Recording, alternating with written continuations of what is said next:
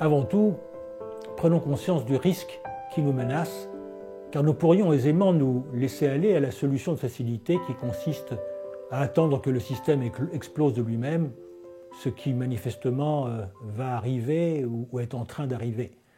Lorsque les États seront eux-mêmes en faillite, il est fort probable que la finance internationale propose un nouveau système monétaire fondé sur une unité de compte mondiale gérée par une superbanque centrale planétaire. L'idée peut sembler séduisante et de fait, elle pourra séduire beaucoup tant la situation désespérée dans laquelle ils se trouveront lui donnera allure de bouée de sauvetage miraculeuse. Une monnaie mondiale serait certainement une bonne solution, mais à la seule condition qu'elle soit gérée par un organisme véritablement démocratique. Or, à ce jour, le seul organisme international qui pourrait prétendre à cette mission est l'Organisation des Nations Unies, dont le fonctionnement est loin d'être démocratique. Ne nous leurrons pas. La démocratie n'est pour le moment qu'une belle idée que le commun des mortels ne sait pas encore incarner. Il est donc probable qu'une superbanque comme le FMI, la Banque mondiale ou la Banque des règlements internationaux soit mandatée sur la même logique qu'actuellement, car dans les mêmes mains. La dictature financière pourra alors s'imposer sans entrave et dans toute sa brutalité à l'ensemble des peuples résignés, car encore assommés par le choc de la crise qu'ils auront subi de plein fouet. C'est dire combien la situation requiert toute notre vigilance, et conscients de cela, nous pouvons maintenant agir à 3 niveaux. Au niveau politique, exerçons une pression constante sur nos élus et candidats pour obtenir la reprise légitime du pouvoir de création monétaire par les nations et parallèlement le total retrait de ce même pouvoir aux banques en abolissant les principes de double monnaie et de réserve fractionnaire. Cela revient à n'avoir plus qu'une seule monnaie émise par un organisme public sous mandat et contrôle démocratique. Oh, n'en doutez pas, vous vous heurterez certainement à un mur, car la classe politique en place actuellement est acquise à l'idéologie économico-financière qui se traduit par la logique que nous avons décrite. Sans son adhésion, les lois et traités qui définissent les règles du jeu qui s'imposent à nous n'auraient été ni écrits ni votés. Elle vous opposera donc la force de ces lois et traités ou tâchera de vous confondre dans un jargon technico-politique. Ne vous laissez pas impressionner et revenez incessamment sur l'illégitimité de ces lois et traités qui dépouillent les peuples de leur souveraineté et trahissent la vraie nature de la monnaie. Avez-vous entendu parler des monnaies complémentaires locales ? Sachez qu'il se développe depuis le début du siècle un mouvement citoyen mondial, celui des monnaies complémentaires. De quoi s'agit-il ? D'unités de compte locales, en plus de la monnaie nationale, émises et gérées par des groupes de citoyens réunis au sein de réseaux et dont les règles du jeu sont définies par eux-mêmes. À titre d'exemple, voici 2 expériences, celle du Crédito en Argentine, qui permit aux Argentins de faire face à la crise de 2001, et l'autre, le Ithaca Hour, qui circule dans la petite ville de Ithaca, dans l'État de New York aux États-Unis, et qui répond, elle, à une intention éthique.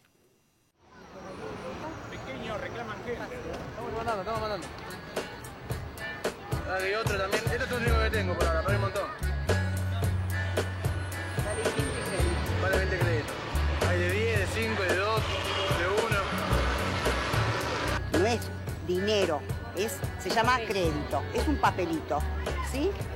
Y ese papelito te sirve para comprar lo que uno desee comprar, así sea ropa, alimento.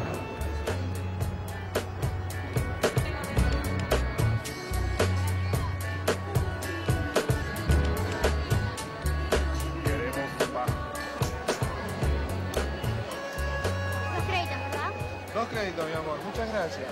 La gente se vuelca acá, vende, en principio vende sus cosas usadas, su ropa, su calzado. Otra gente que vende artículos como licuadoras o videograbadoras o televisores, lo que tengan. Comienzan así, lo cambian por alimento. 3. Muy bien, gracias. ¿Tenés bolsita? Sí, me parece. Bueno. La economía en Argentina está quebrada y esto es una economía paralela. Nos manejamos con nuestros créditos porque no tenemos los pesos, no hay peso en Argentina. Entonces este es nuestro peso, nuestro trabajo. Nous avons tout simplement généré un nouvel outil d'échange. Vous pouvez l'appeler monnaie si vous voulez, mais ce n'était pas notre intention. Nous utilisons simplement une représentation de la valeur du travail de chacun.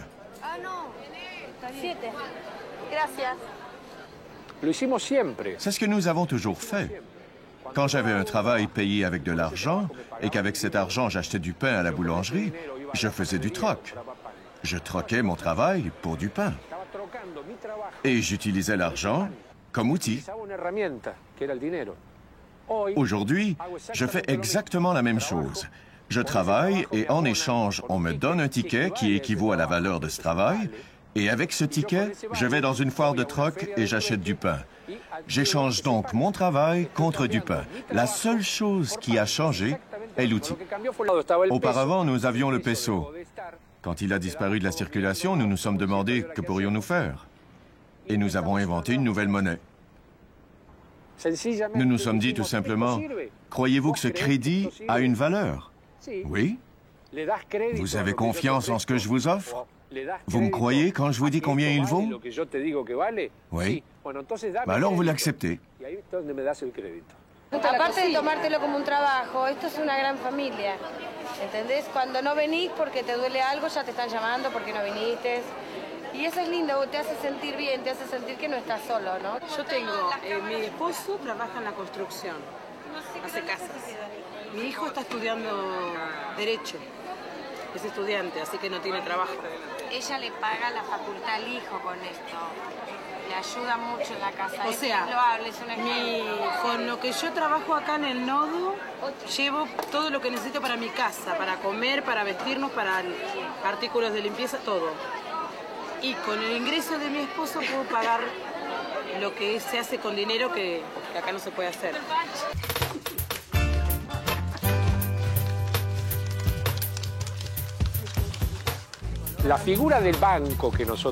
L'idée que nous nous faisons d'une banque est celle d'une entreprise qui fait de l'argent avec de l'argent.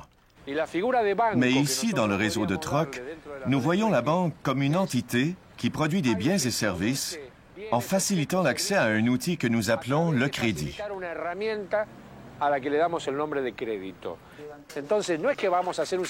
L'idée n'est pas de bâtir un nouveau système financier.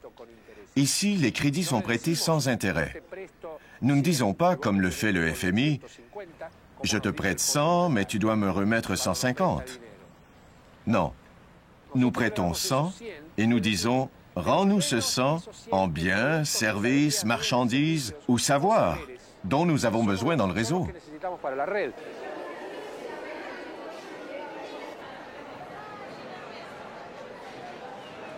Con el crédito que recibimos de la gente del PAR, hemos trabajado y tenemos casi 50 personas trabajando, con 30.000 créditos que se los dio, de los cuales hemos gastado 18 y hemos generado 50.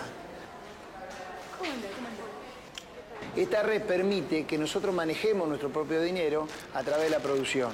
O sea, nosotros producimos y podemos ayudar también. Y fíjese usted que nosotros, a la transformación de esta prenda, nosotros nos permite fabricar, que ustedes si lo quieren ir a ver abajo lo van a poder firmar después, fabricar factura, churro y pan para los comedores escolares.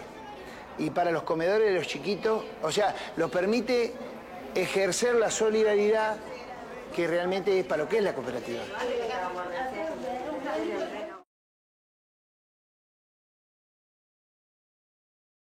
Mais j'ai aussi rencontré des citoyens qui ont inventé une monnaie pour des raisons idéologiques.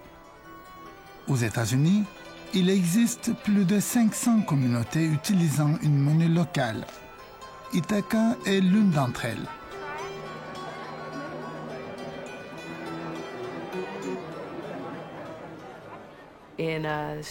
Dans un pays riche comme les États-Unis, avec une monnaie forte utilisée partout dans le monde, pourquoi aurions-nous besoin de monnaie locale et pourquoi celles-ci se répandent-elles dans notre pays?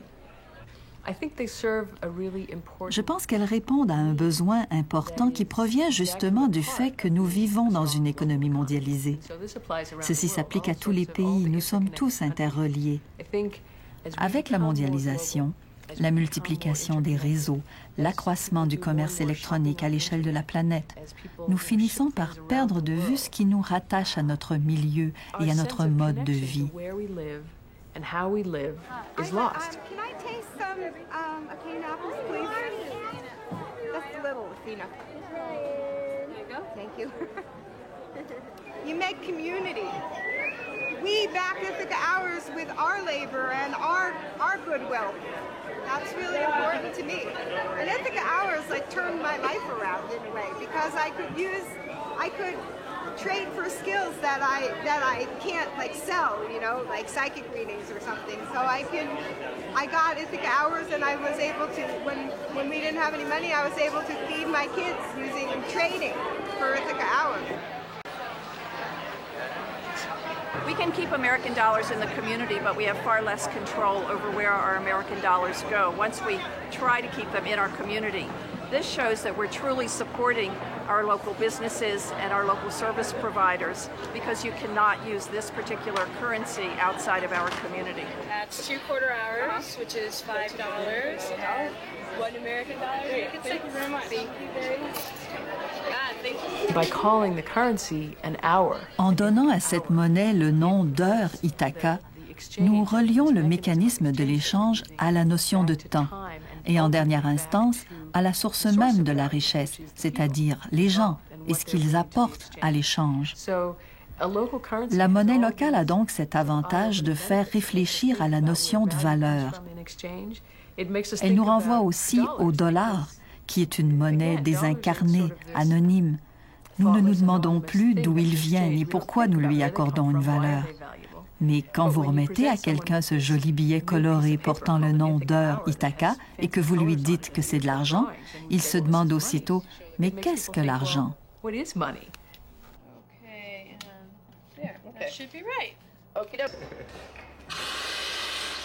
It was started about 10 years ago, and the foundation was to foster strength in the agricultural communities because food is, in essence, like one of our primary needs. You know, we need to have food, so it's a good place to start with something as basic as that.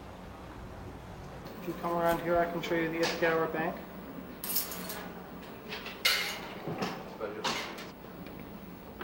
We have an active board of directors who meets monthly to deal with issues of promotion and distribution of the currency. Right now, the board of directors has a whole stash of local currency printed, just like a central bank of any country would have a stash of currency printed and in reserves.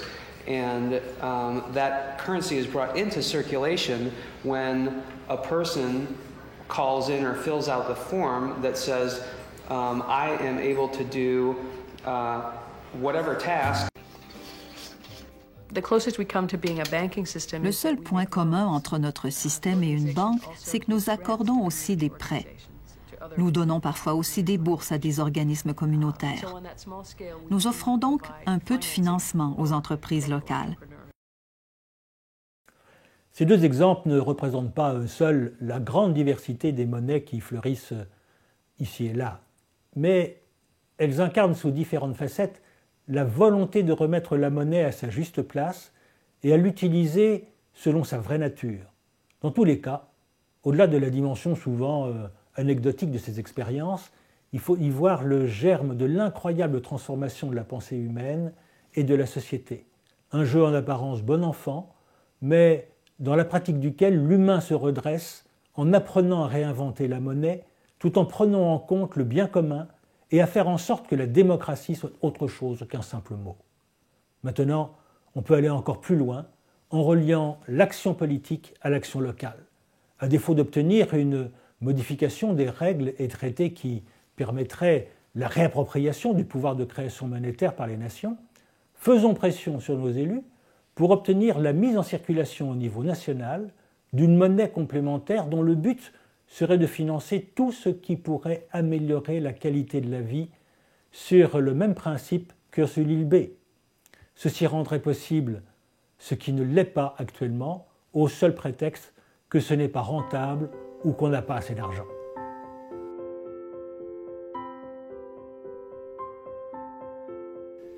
Mais le défi est loin d'être gagné, car il ne suffira pas de reprendre le pouvoir sur la monnaie d'une façon ou d'une autre.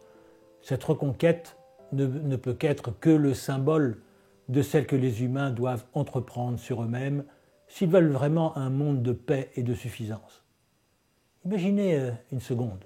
Voilà, la nation a récupéré la lampe magique et du coup, tout devient possible comme si individuellement on venait de gagner un loto sans limite. Ne serait-on pas tenté de donner libre cours à tous nos caprices et envies, hier retenus par un pouvoir d'achat insuffisant? Car pour le moment, qu'est-ce qui nous freine? N'est-ce pas le manque d'argent? La réalisation de nos désirs, de nos envies, de nos projets ne dépend-il pas de l'argent dont on dispose? Allez, soyons honnêtes envers nous-mêmes, ne doit-on pas admettre que le plus souvent, quand on a une envie de quelque chose, notre seul réflexe est de regarder si nous avons les moyens de nous l'offrir? Où est notre conscience là-dedans? N'a-t-elle pas été kidnappée par notre porte-monnaie qui, en fin de compte, décide à notre place? Et si l'argent au niveau personnel dirige notre vie, peut-on encore s'étonner que la finance dirige le monde? Peut-on se révolter contre des institutions qui, après tout, ne font que refléter ce qui se passe en chacun de nous? Alors si nous voulons vraiment un monde de paix, de suffisance et d'équité, nous devons entreprendre en nous la transformation que nous voulons voir dans le monde. Soyez le changement que vous voulez voir dans le monde, nous disait Gandhi. Répondons à cette invitation. Réaliser cela, c'est toucher au cœur du défi de notre temps. C'est toucher à la révolution intérieure qui consiste à devenir capable de décider individuellement et collectivement de notre destin, non plus à partir de l'argent auquel on peut accéder, mais à partir d'un questionnement. Qu'est-ce que l'on veut? Que cherche-t-on à exprimer au travers de nos désirs? À quoi contribue-t-on? Quelle dynamique alimente-t-on? Quel est l'impact sur la nature et sur les ressources? Existe-t-il des alternatives? Bref, les questions qui feraient de nous des êtres libres et responsables au lieu d'esclaves de nos désirs uniquement bridés par la rareté artificiellement orchestrée de l'argent. Ce qui est contenu dans le pouvoir monétaire est beaucoup plus qu'un pouvoir d'achat. C'est notre pouvoir d'être autre chose que des marionnettes manipulées par la marée des désirs que suscite la pub et les outils marketing. Le pouvoir de création monétaire, voyez-vous, est extraordinairement symbolique. Il n'est pas anodin de constater que les deux crises majeures auxquelles nous sommes confrontés se manifestent d'une part dans la monnaie, expression de la richesse symbolique, et d'autre part dans l'écologie, expression de la richesse réelle. Il n'est pas anodin non plus de réaliser que dans l'état actuel de notre façon de penser, les remèdes préconisés soient contradictoires. La croissance pour l'économie, la sobriété pour l'écologie. Cette contradiction est à l'image de celle qui nous habite. Elle est l'invitation à nous mettre en cohérence. Faute d'y parvenir, nous nous condamnons à errer dans un monde de plus en plus violent et invivable. Au travers de la monnaie se joue l'appel à une véritable révolution des consciences.